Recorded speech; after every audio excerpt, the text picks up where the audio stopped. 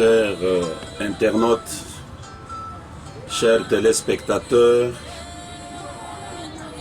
et chers auditeurs, Shalom. Que le Très-Haut vous bénisse. Nous sommes là aujourd'hui le 24 décembre 2019. Nous rappelons du 24 décembre 1965, un jour inoubliable. Et nous nous rappelons de cela, le jour où la grande déflagration avait secoué toute la terre. Le jour où le grand prophète William Marion Branham avait décidé de se séparer des frères aux États-Unis d'Amérique. Et nous nous rappelons de ce jour avec un sujet, parmi les sujets qui ont été à l'ordre du jour dans la convention ou dans la conférence régionale qui a été organisée ici à la mission évangélique Branham Église. Nous prenons un des sujets. C'était entre le sang de Golgotha et le sang d'Amarillo, lequel sauve l'humanité. C'est ce que nous pensons vous présenter à vous les internautes, à vous les auditeurs qui nous suivent ici à Kinshasa et à travers le monde, dans toutes les provinces de notre République, ainsi que dans des continents et même ici en Afrique ailleurs. Entre le sang de Golgotha, le sang qui coula à Golgotha, et ce sang qui a coulé sur le chemin d'Amarillo, que le sang qui nous sauve, que le sang qui sauve l'humanité, que le sang qui est rattaché à la rédemption de l'humanité.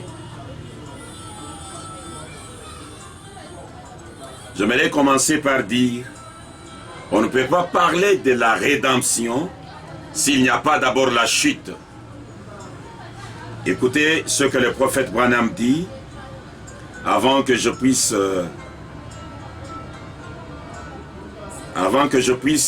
évoluer. Je suis dans la sémence du serpent. Prêché le 28 septembre 1958. J'ai lu le paragraphe 97, 97. Il est infini. Si ce n'est pas ça qu'il a fait, alors pourquoi as-tu permis ça? Lequel est le plus fort? Comme je le disais, un sauveur ou un pécheur? Lequel est le plus fort? Alors il a fallu que le plus fort permette le moins fort. Et il le fait seulement pour sa gloire. Quand il a fait Lucifer, il savait qu'il serait le diable. Il fallait qu'il le laisse faire ça pour montrer qu'il était le sauveur, le Christ. Il fallait qu'il laisse les choses arriver comme ça.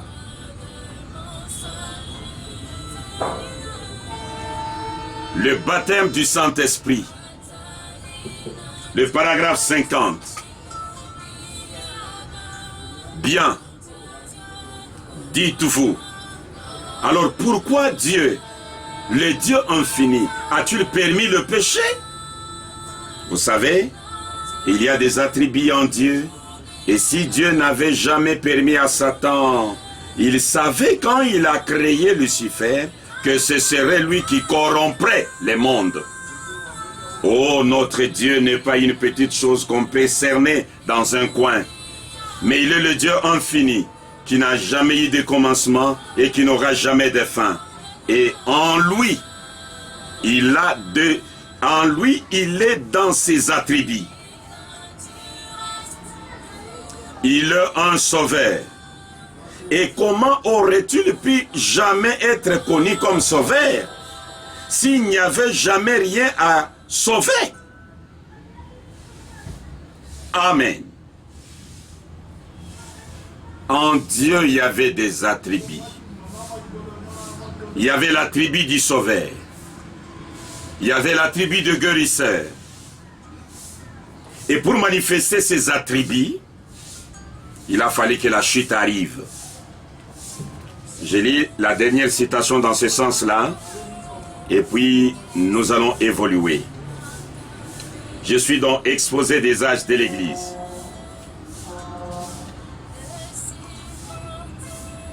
Exposé des âges de l'Église.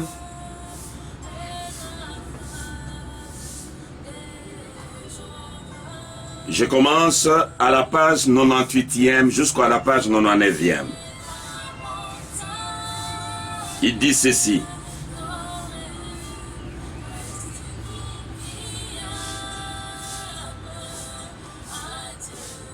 C'était une partie de son dessein éternel, prédestiné. Ce plan devait servir à la louange de la gloire de sa grâce. C'était le plan de la rédemption. C'était le plan du salut. Maintenant, écoutez bien.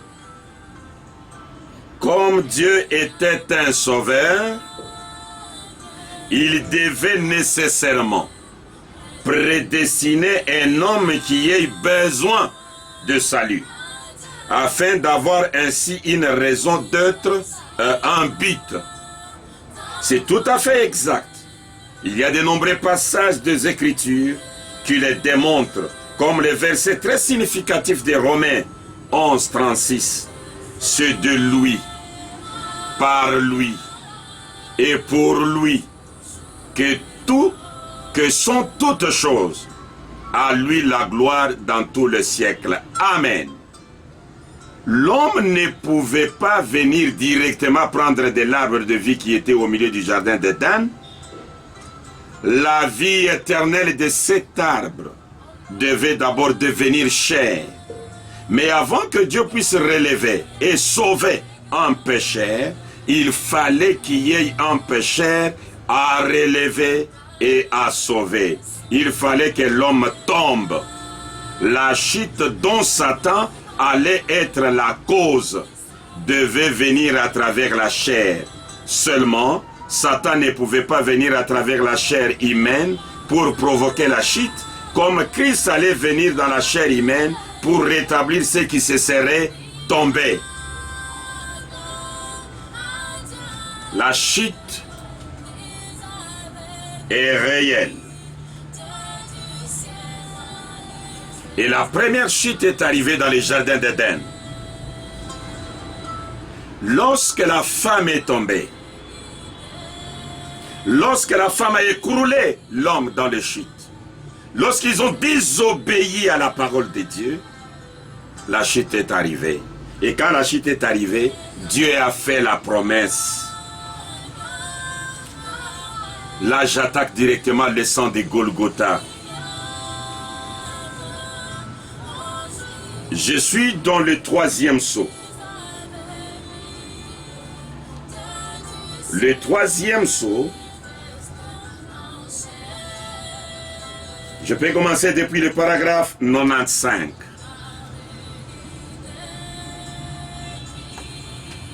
Bien. Maintenant, remarquez. La femme naturelle est tombée. Et Dieu a pourvu d'un moyen de la racheter. Bien qu'elle soit tombée, il a pourvu d'un moyen. Or, ça, c'était la première épouse sur la terre qui est tombée avant que son mari et elle soient mariés. Elle est tombée pour avoir raisonné. Au lieu de s'en tenir à la parole, elle est tombée. Et elle est tombée dans la mort, la séparation éternelle. Et elle a entraîné avec elle son mari et tout ce qu'il y avait sur la terre, elle est tombée. Bon. Mais Dieu plein de miséricorde a pourvu d'un moyen de racheter cette femme. Et là, il lui a promis. Il lui a dit qu'à un certain moment, dans l'avenir, la vraie parole reviendrait à elle. La vraie parole se ferait connaître à elle. Maintenant, souvenez-vous de ça. En effet, il a promis Christ à travers la femme. Et Christ est la parole. Amen. Après la chute, Dieu promet Christ pour relever cette femme qui était tombée. Paragraphe 107. Écoutez ce qu'il dit, jusqu'au paragraphe 110. Donc, nous voyons que Dieu a dit à Ève que, bien longtemps après, la parole reviendra à toi. Or, comment est-elle tombée? Je veux que mon auditoire le dise. D'où est-elle tombée? D'où Ève est-elle tombée? De la parole. Pas vrai? L'Assemblée dit de la parole. De la parole. Et Dieu a dit qu'il pourvoirait d'un moyen de la racheter, de la ramener à la parole. Très bien.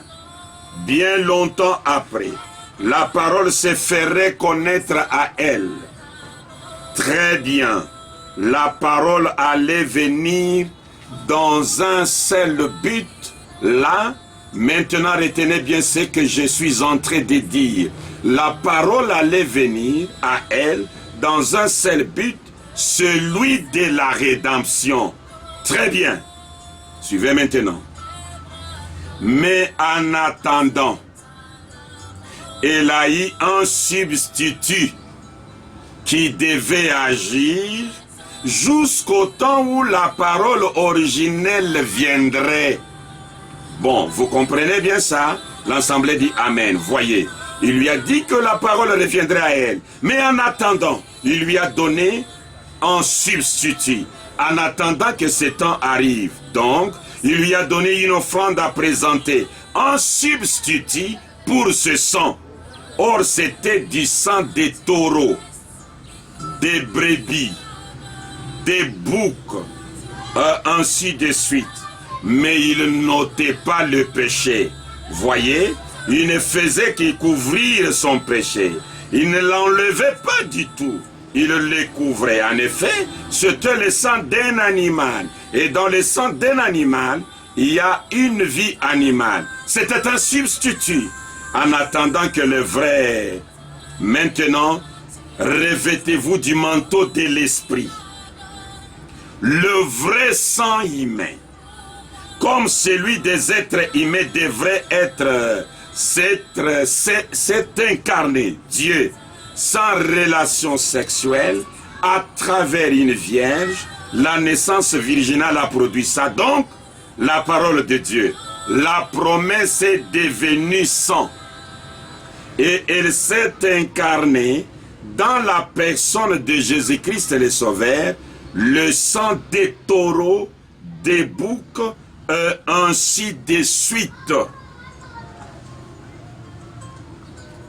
Le sang des taureaux et des boucs et des brebis, Dieu avait donné ça à Ève, à l'humanité, en attendant l'arrivée du vrai sang qui devait se faire chair en la personne de Jésus-Christ.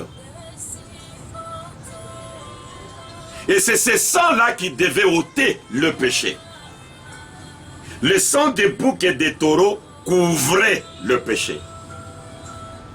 C'est ainsi qu'à Israël, malgré le nombre de taureaux, malgré le nombre de boucs et de brebis qu'ils ont sacrifiés, ils étaient toujours dans le mal, ils étaient toujours dans le péché, mais le péché qui était couvert par le sang des animaux. C'est ainsi que la venue de Jésus en Orient était très importante. C'était pour ôter les péchés. Et la question est simple.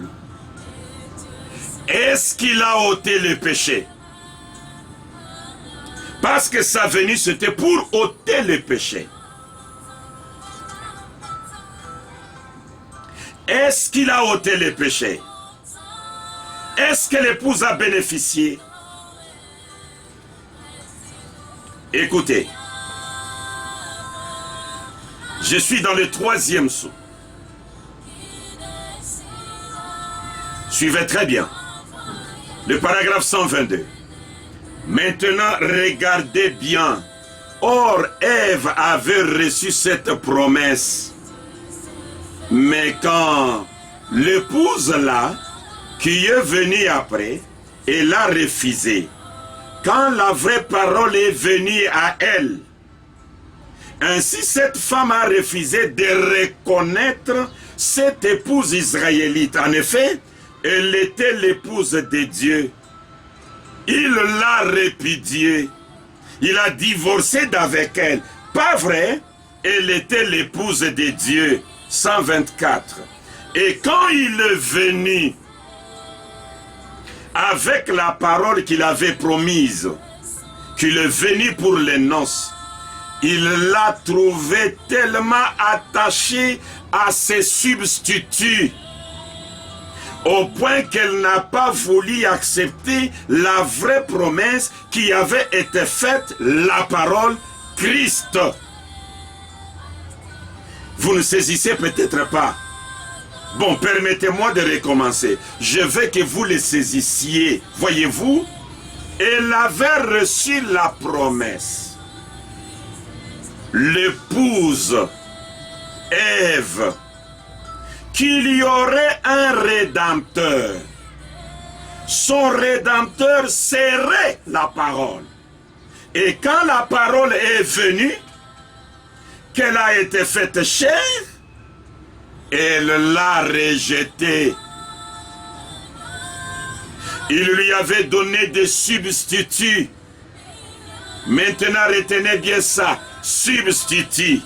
Il lui avait été donné des substituts pour continuer en attendant que le Rédempteur arrive. Et quand le Rédempteur est arrivé, il voulait continuer avec son substitut. Et elle a rejeté la vraie parole.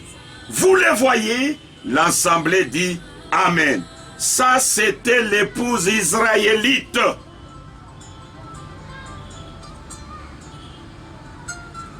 « 128. Bon. Et quand il est venu vers l'épouse israélite, elle était la mère de tous les vivants. Mais elle l'a rejeté. 179, 3e sceau toujours. Mais quand la parole est venue dans une chair humaine, elle, Ève, l'église israélite, la mère de toute vie spirituelle, cela à l'époque, elle l'a rejeté.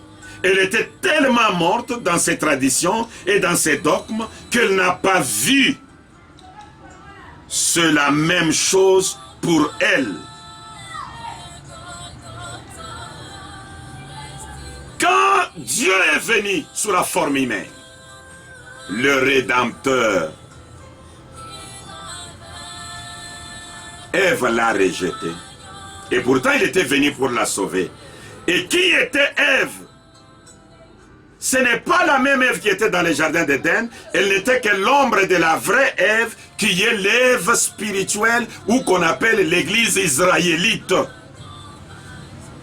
Comme Jésus pouvait dire, je n'ai été envoyé qu'aux brebis perdues de la maison d'Israël.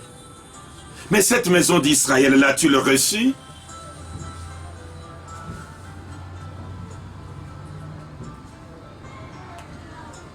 Cette maison d'Israël, l'as-tu le reçu?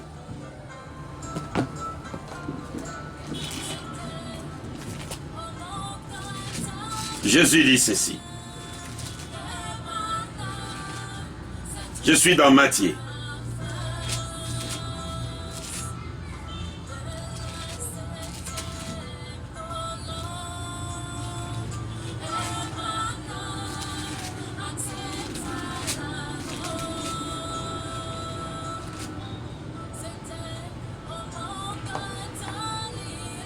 Matthieu chapitre 15. Je peux commencer depuis le verset 23. Commençons depuis le verset 21. Jésus étant parti de là se retira dans les territoires de Tyr et de Sidon. Et voici une femme cananéenne qui venait de ces contrées, lui cria, « Ayez pitié de moi, Seigneur, fils de David. Ma fille écrit où elle m'a tourmenté par les démons. » Il ne lui répondit pas un mot. Et ses disciples s'approchèrent et lui dirent avec instance, « Renvoie-la car elle crie derrière nous. » Il répondit, « Je n'ai été envoyé qu'aux brebis perdues de la maison d'Israël. » Est-ce que ces brebis perdues de la maison d'Israël l'ont-ils reçu pour bénéficier de la rédemption? Suivez bien. Je suis dans le subit de la visite de Gabriel à Daniel. Le paragraphe 53.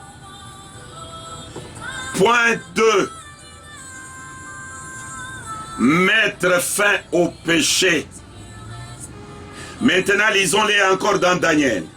Pour faire cesser les transgressions et mettre fin au péché. Voilà le deuxième but de sa venue. Premièrement, c'est pour faire cesser les transgressions d'Israël et pour mettre fin au péché. À quelle occasion Israël a-t-elle péché? Où ont-ils commis leur péché fatal? Où se sont-ils séparés de Dieu? Maintenant, écoutez bien. Prenons Matthieu 24. Voici où Israël a fait son erreur fatale. Voici où elle a commis son dernier péché. Et la raison pour laquelle elle est dans l'état où elle est aujourd'hui. Maintenant, Matthieu 27. De l'évangile de Matthieu, le verset 25. Le chapitre 27. Commençons depuis le verset 21. Le gouverneur prenant la parole leur dit, « Lequel des deux voulez-vous que je vous relâche ?» Ils répondirent Barabbas. Maintenant, souvenez-vous, c'est Israël là, Barabbas. Pilate leur dit, que ferai-je de Jésus qu'on appelle Christ? Écoutez-les.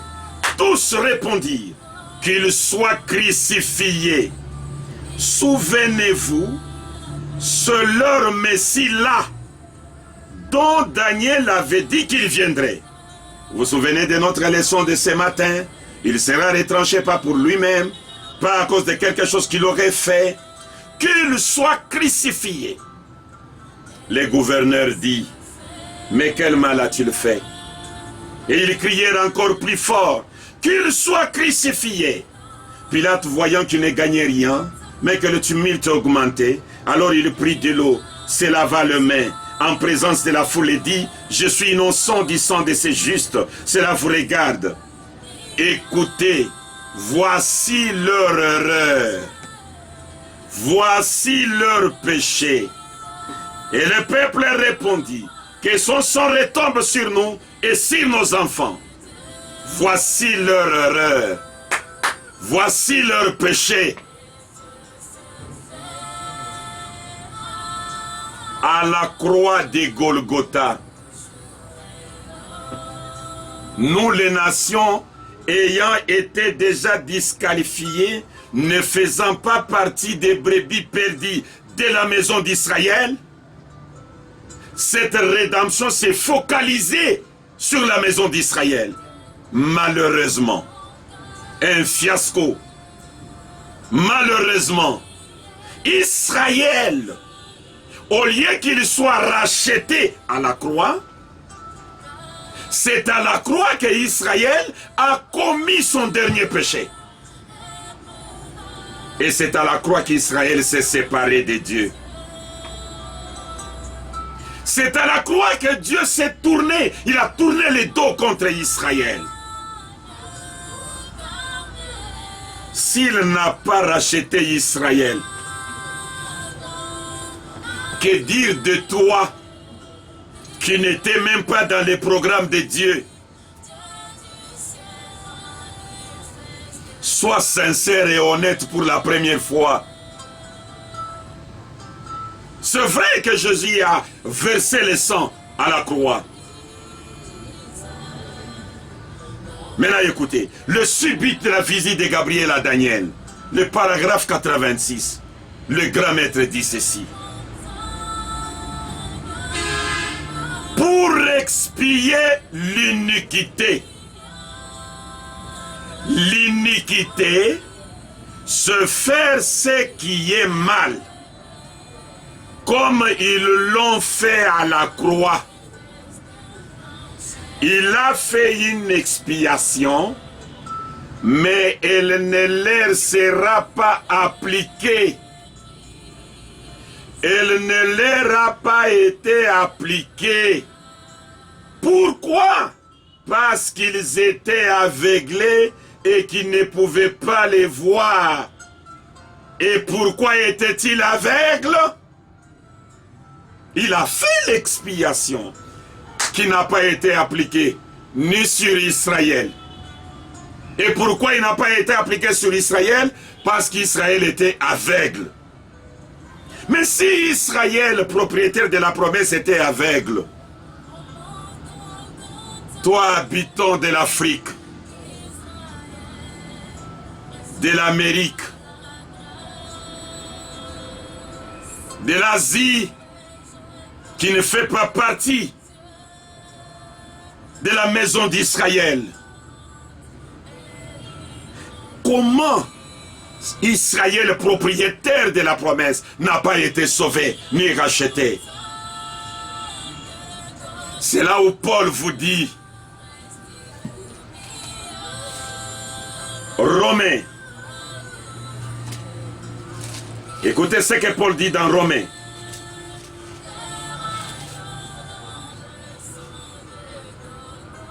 Romains chapitre 8.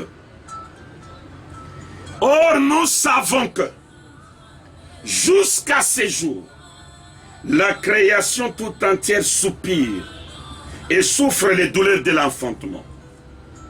Et ce n'est pas elle seulement, mais nous aussi qui avons le prémisse de l'esprit, nous soupirons en nous-mêmes en attendant l'adoption et la rédemption de notre corps. Car c'est en espérance que nous sommes sauvés. Or, l'espérance qu'on voit n'est plus espérance. Ce qu'on voit, peut-on l'espérer encore? Mais si nous espérons ce que nous ne voyons pas, nous l'attendons donc avec persévérance. Nous sommes sauvés en espérance. Et Paul est disciple après la mort de Jésus à la croix. Et il renvoie la rédemption dans le futur.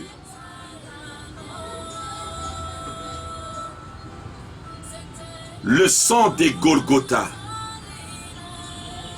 un fiasco. Ça n'a sauvé ni les Juifs, ni les nations. Tous attendent la venue, ou tous attendaient la venue de la rédemption. Même Job l'avait dit, je sais que mon Rédempteur est vivant, il se tiendra sur la terre le dernier. Tous attendaient la rédemption au temps de la fin.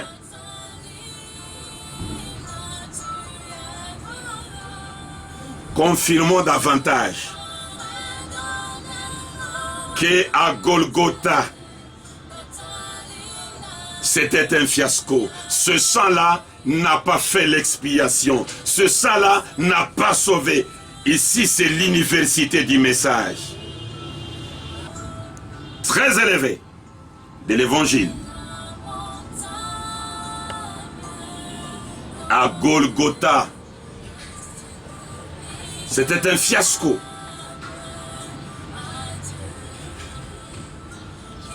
C'est là où le prophète vous dira ceci. La mort même de Jésus. Écoutez. Vivant, mourant, enseveli. Le paragraphe 28. Prêché le 29 mars 1959. Il y a quelque temps, je parlais de cela à quelqu'un. C'était un scientifique.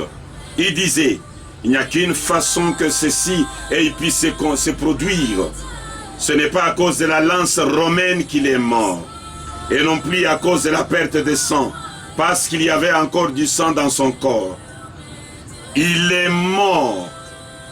Non pas à cause de la lance romaine ou de clous enfoncés dans ses mains ou de la couronne d'épines qu'ils avaient placée sur sa tête,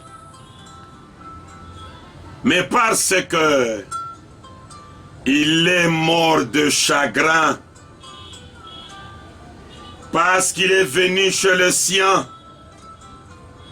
et que les siens ne l'ont pas reçu. Il est mort pour avoir eu le cœur brisé.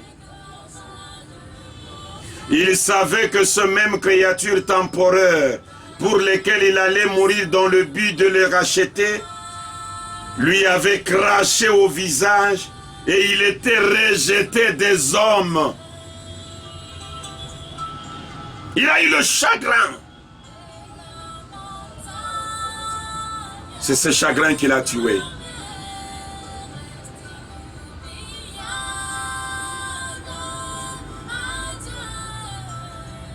L'accusation, paragraphe 92.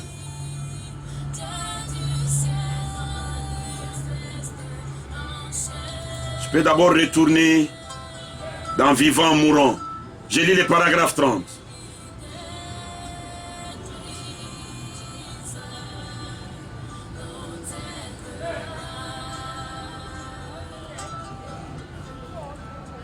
Gagnons du temps directement. L'accusation. Ce que nous avons devant nous, maintenant, nous avons la première crucifixion devant nous, au lieu le plus saint par le peuple le plus religieux et la mort la plus ignominieuse infligée à la personne la plus précieuse. Oh, quelle contradiction! Oh là là! Quelle infamie!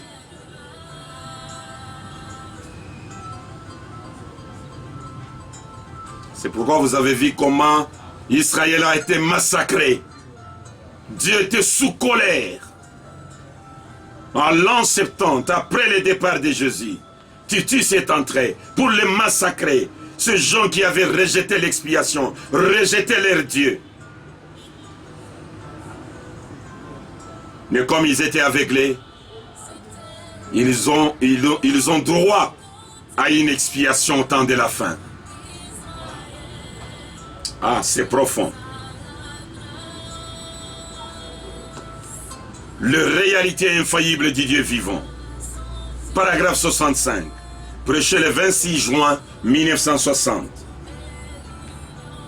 Du temps où il était ici sur terre, une des raisons pour lesquelles les gens n'ont pas pu recevoir Jésus de Nazareth et croire en lui et obtenir la délivrance, c'est que c'était trop inhabituel pour eux.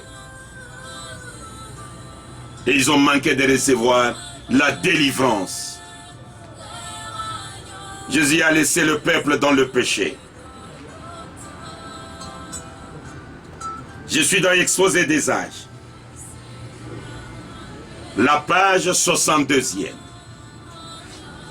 Oui, il se tient là au milieu des lampes, avec les étoiles dans sa main.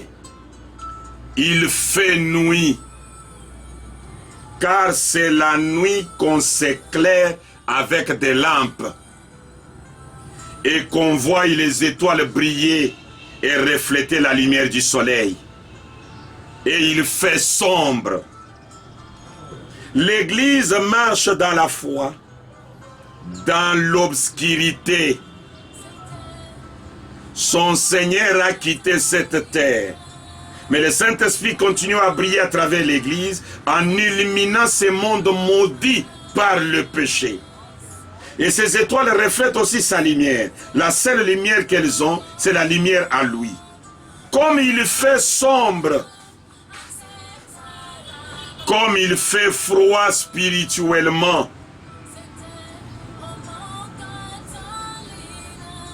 après le départ de Jésus, toute la terre est restée dans les ténèbres. Tellement dans les ténèbres que Dieu envoie des étoiles pour éclairer. Parce que c'est la nuit. Et cette nuit-là, c'est quelle nuit? Exposé des âges toujours. La page 75e. Ésaïe 50:11. Il fait nuit, car c'est la nuit que les étoiles apparaissent. C'est la nuit de ténèbres du péché, car tous, c'est-à-dire le monde entier, ont péché et sont constamment privés de la gloire de Dieu. Voilà dans quel état Jésus a laissé le monde.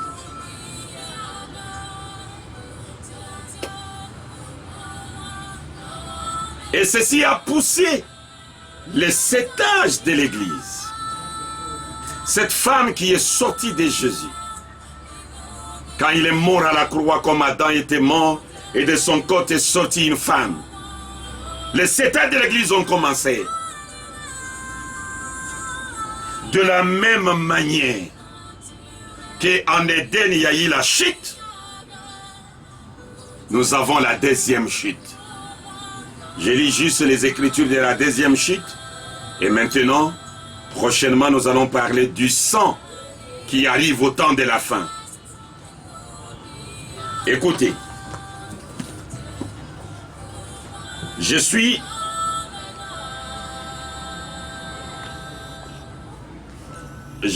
dans le deuxième... Bon, je pas directement le troisième saut.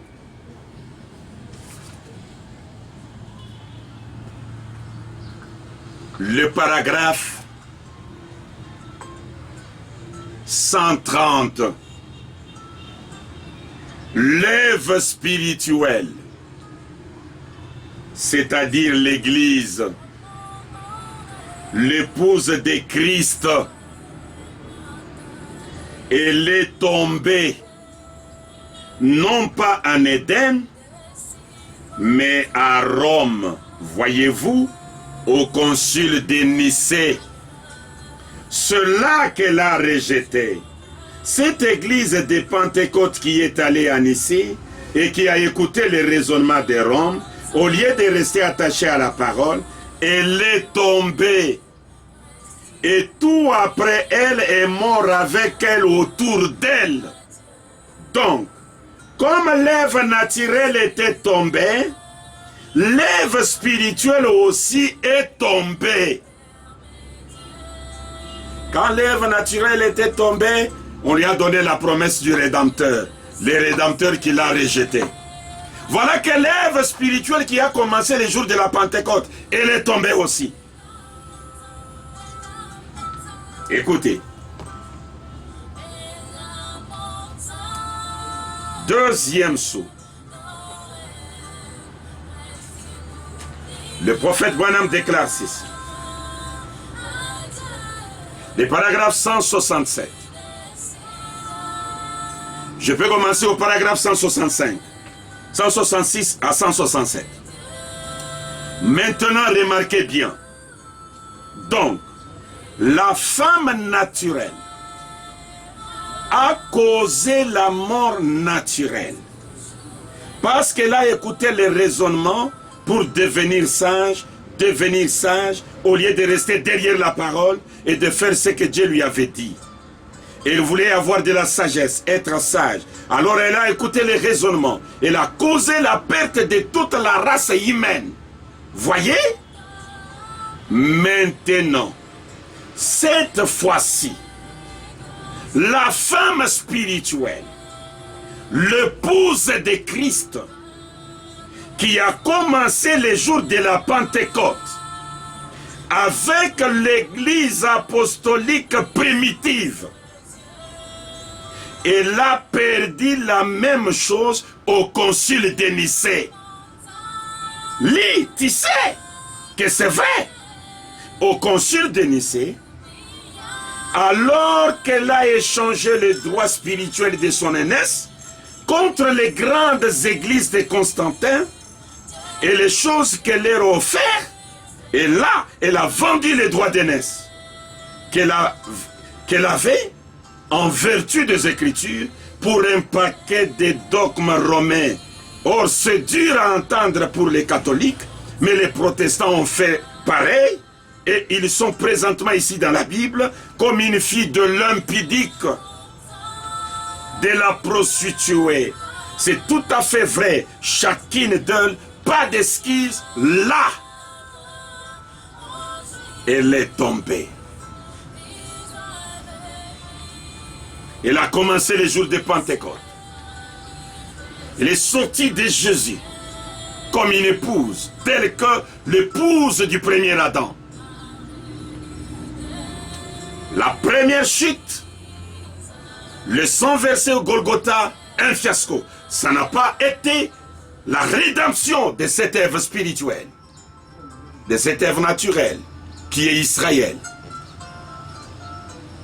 La deuxième chute s'ajoute. Et là, carrément, l'épouse a besoin d'une rédemption dans sa totalité et dans la joie. Et pour la rédemption sur le plan naturel et sur le plan spirituel. Le sang de Golgotha était déjà disqualifié avec les Saintes Écritures. D'où viendra notre rédemption? C'est ce que nous allons voir dans les missions à venir, les jours à venir. Pour aujourd'hui, nous avons beaucoup à donner là-dessus. Mais nous espérons que vous avez saisi. Que Dieu vous aide. C'est à la croix que Israël s'est séparé de Dieu. Et c'est à la croix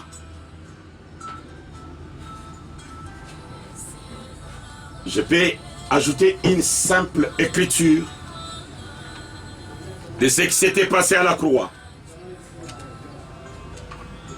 Même prochainement, parce que le caméraman me signale que le temps est déjà terminé. Ça nous coûte énormément cher pour vous transmettre l'évangile du 3e exode. L'évangile qui réveille tous les démons de leur drap, mais qui vous conscientise d'un changement réel et radical intervenu dans les domaines de la religion. Pour aujourd'hui, avec conviction, au moyen des Saintes Écritures, le sang des Golgotha, fiasco, Israël dans le péché, péché fatal, erreur fatale, sur le bois du calvaire, pas de rédemption. Paul renvoie la rédemption dans le futur. Pierre renvoie la rédemption dans le futur. Jean plaire, nous sommes perdus.